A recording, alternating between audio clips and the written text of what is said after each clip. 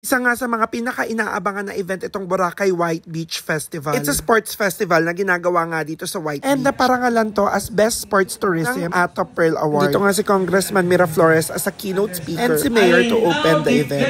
The Boracay White Beach Festival 2025, the ultimate best sports festivity, officially open!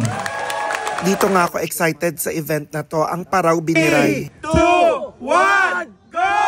Ito yung nagre-racing yung mga paraw. Ang ganda ng event na to at world class naman talaga. Sa nga to sa mga event na talaga namang pinanood. Siguro mga 1 hour din yung race. After 1 hour, ayan, bumalik na si Cheska. Siya yung nanalo. Congratulations. Karoon nga rin ako ng chance na kausapin si Mayor at si Congressman. And napakaganda naman talaga ng plano nila para sa Boracay. Kaya naman thank you Mayor and Congressman at sa Tourism Office. Isa pa sa mga inabangan ko talaga na event ay yung beach basketball. And syempre yung volleyball. Grabe. Ito pala yung mga schedule ng mga event. Pero dahil festival to, hindi mawawala ang mga pagkain. Meron yung food bazaar sa main road. Sa labas lang siya ng D-Mall. Sabi yung selection ng food dito, napakadami at ang sasarap. Sa gabi naman, sobrang lively. Bukod sa acoustic night, sumabay din siya sa Halloween weekend. Grabe, ang saya talaga ng vibe ng Boracay pagka ganito. At kung namimiss nyong pumarty sa Boracay, meron ding beach party na nangyayari dito. So meron acoustic night and etong beach party na to during the Halloween. Nasa tapat lang sila ng Epic. Kung mahilig ka sa sports, make sure to visit Boracay during this festival.